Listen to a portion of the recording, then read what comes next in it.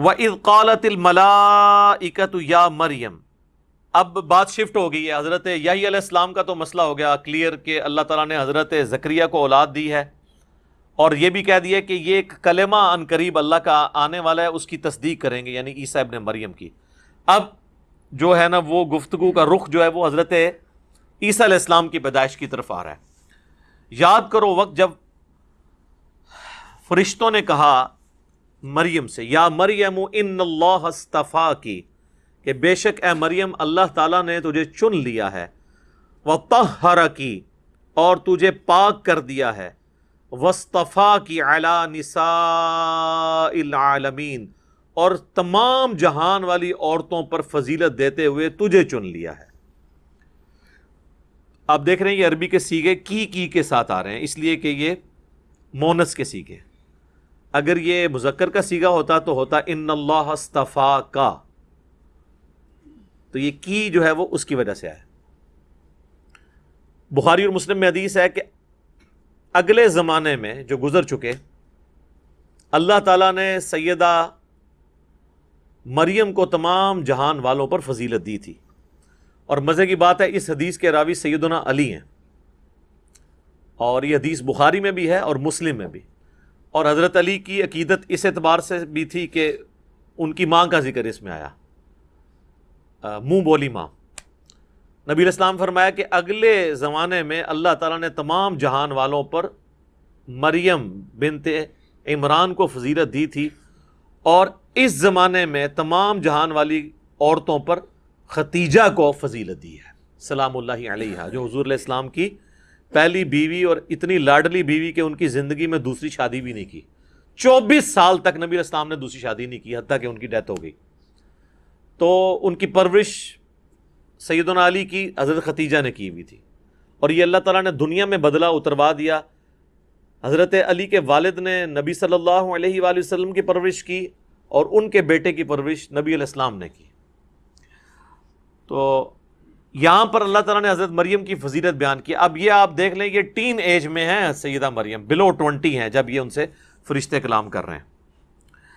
یا مریم اقنتی لربکی واسجدی وارکعی مع الراکعین، اے مریم خلوص کے ساتھ عبادت کر اپنے رب کے لیے، اسی کے لیے سجدہ کر اور رکوع کرنے والوں کے ساتھ، یعنی جماعت کے ساتھ نماز. ظاہر ہے کہ ریری وہ ہیکل سلمانی میں تھی، تو وہاں پہ تو ظاہر ہے وہ خانقاہ تھی. جس طرح بیت اللہ شریف میں کوئی عورت ہوگی تو وہ تو نماز تو جماعت کے ساتھ ہی پڑھنی ہوگی، اگرچہ صف علیحدہ ہوگی، وہ پورشن علیحدہ ہوگا، لیکن جماعت کے ساتھ نماز ادا کی جائے.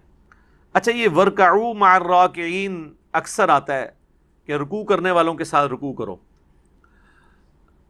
اس حوالے سے جو تفسیر میں یعنی باتیں ملتی ہیں وہ یہ ہے کہ اہل کتاب میں ایسے لوگ بھی تھے جو رکوع کو نماز کے حصے کے طور پر چھوڑ چکے تھے، ایبسلیٹ ہو چکا تھا. سجدے کو تو نماز کا حصہ مانتے تھے لیکن رکوع کو وہ سکپ کر دیتے تھے. تو اس لیے زیادہ تر آپ دیکھیں کہ رکوع کرنے کے اوپر زور دیا گیا، اور رکوع بھی آپ دیکھ لیں آلموسٹ سجدے کی فارم ہے. اسی لیے بخاری مسلم میں آتا ہے نا کہ جب نبی صلی اللہ علیہ وآلہ وسلم سواری پر قرآن پڑھ رہے ہوتے تھے تو سجدہ تلاوت سر کے اشارے سے یوں کر لیتے تھے. اس کے لیے ماتھا نیچے لگانا یا بالکل جھکنا بہت زیادہ وہ ضروری نہیں ہے، ہلکا سا ٹو باؤ ڈاؤن بھی کافی ہے. ذالک من انباء الغیب، اے نبی صلی اللہ علیہ وآلہ وسلم یہ ہیں غیب کی خبریں، نوحیہ الیک، جو ہم آپ کی طرف وحی کرتے ہیں.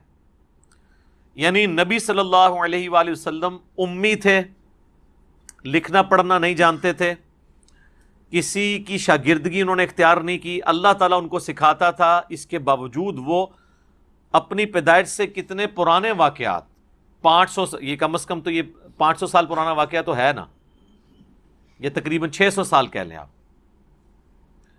تو یہ نبی صلی اللہ علیہ وآلہ وسلم کو وحی کے ذریعے بتایا گیا. تو اللہ تعالیٰ فرما رہا ہے کہ یہ اس بات کی دلیل ہے کہ اللہ تعالیٰ کہ آپ پیغمبر ہیں، کہ آپ ان کو وہ باتیں بتا رہے ہیں جو آپ کی پیدائش سے اتنا عرصہ پہلے کی ہیں، اور یہ آپ کے پاس غیب کی خبر آتی ہے. وما كنت لديهم اذ يلقون اقلامهم، اور اے نبی علیہ السلام آپ اس وقت اس زمانے میں 600 سال پہلے جب یہ ایک چھوٹا سا جھگڑا ہوا، آپ اس جھگڑے میں موجود نہیں تھے۔ وہ جھگڑا کیا تھا؟ ایہم یکفل مریم، کہ کون مریم کی کفالت کرے گا، اس کے لیے کلمے ڈالی گئی۔ اب یہ اسرائیلی روایات میں ملتا ہے، مختلف قسم کے اقوال ہیں۔ ایک قول یہ بھی ملتا ہے کہ سیدہ مریم چونکہ ایک اللہ تعالیٰ کی طرف سے ایک اسپیشل گفٹ تھی ان کی والدہ کے لیے، تو وہاں پر جو خانقاہ پہ اور لوگ تھے ہر ایک کی خواہش تھی کہ ہم اس بچی کو گود لے لیں اور اس کی پرورش کریں، اور اس میں حضرت زکریا علیہ السلام بھی شامل تھے جو ان کے خالو بھی لگتے تھے۔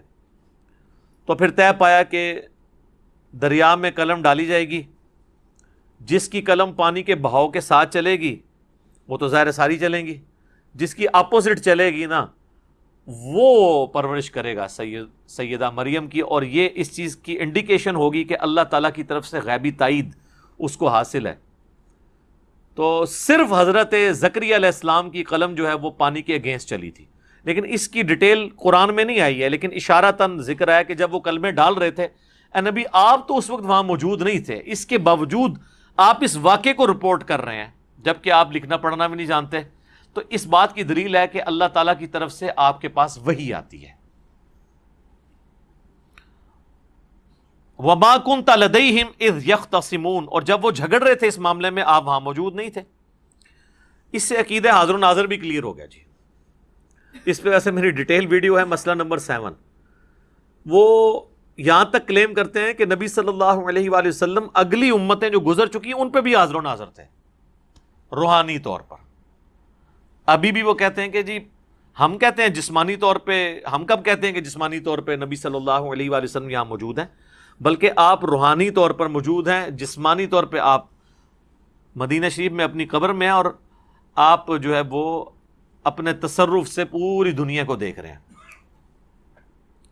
دلیل مانگیں تو دلیل ان کے پاس کوئی نہیں ہے، دلیل ماننے کے اوپر 295C ہے، کوئی دلیل پہ قرآن و سنت سے ہونی چاہیے، اس کو اپنی طرف سے بنا، تو وہ پھر اس قسم کے دلائل وہ جو ہے نا ان کے رد کے لیے کافی ہیں کہ نبی علیہ السلام کو کہا جا رہا ہے آپ وہاں پہ موجود نہیں تھے، وہ کہتے ہیں جی یہ آپ اس بات کو سمجھے نہیں ہیں، یہی تو یہ اس سے تو علم غیب کا جو عقیدہ وہ والا حاضر و ناظر، ایک تو علم غیب والا عقیدہ تو درست ہے کہ جو اللہ بتاتا ہے، وہ کہتے ہیں حاضر و ناظر اس سے ثابت ہو رہا ہے کہ اللہ تعالیٰ فرما رہا ہے کہ اے نبی 600 سال پہلے ایک واقعہ ہوا، آپ وہاں پہ موجود نہیں تھے، اس کے باوجود آپ یہ بتا رہے ہیں، اللہ یہاں تو لکھا ہے کہ اللہ کی غیبی خبر کی وجہ سے، وہ کہتے ہیں نہیں، اس کے اندر امپلائڈ ہے کہ آپ وہاں موجود نہ ہو کر بھی عالم ارواح میں اس واقعے کو ہوتا ہوا دیکھ رہے تھے۔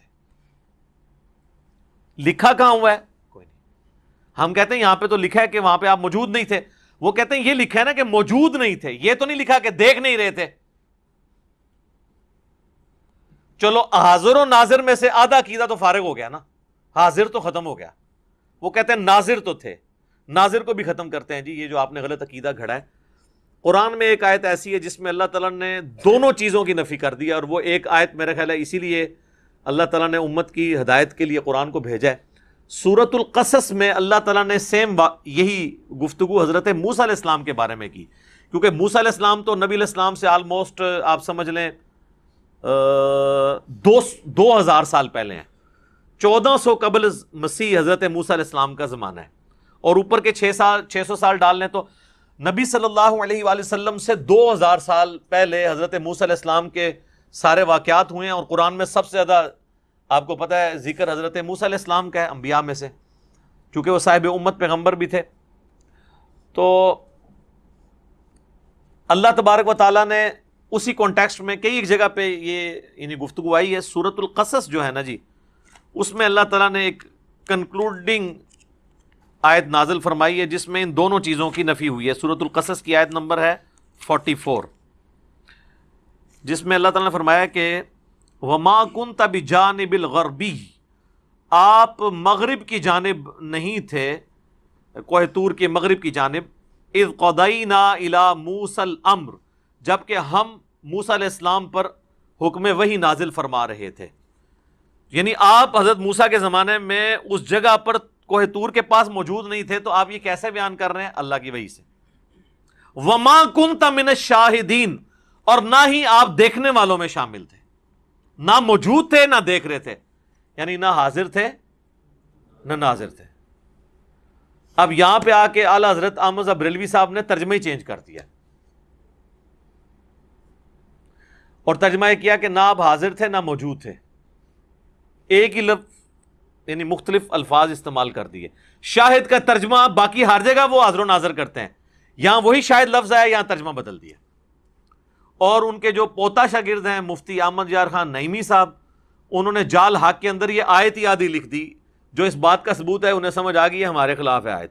انہوں نے آدھی آیت لکھی، اور حاضر و ناظر پہ جو اعتراض کیا جاتا ہے نا جن آیات کے ذریعے، اس میں سے انہوں نے لکھا کہ یہ بھی لوگ مخالفین ہمیں یہ آیت پیش کرتے ہیں وما کنت بجانب الغربی اذ قضینا الی موسی الامر، اور اگلے جو 3 لفظ تھے، صرف کوئی یہ نہیں کہ کوئی 3 کلومیٹر لمبی تھی وہ کوئی آیت، 3 لفظ چھوڑ دیے اور کہا اس میں تو لکھا ہے کہ اے نبی تم وہاں پر موجود نہیں تھے، تو ہم بھی کہتے ہیں کہ وہاں پہ موجود نہیں تھے، لیکن وہاں پہ ناظر تھے، دیکھ رہے تھے، اور وہ اسی آیت میں وما کنت من الشاہدین، اور آپ دیکھ بھی نہیں رہے تھے۔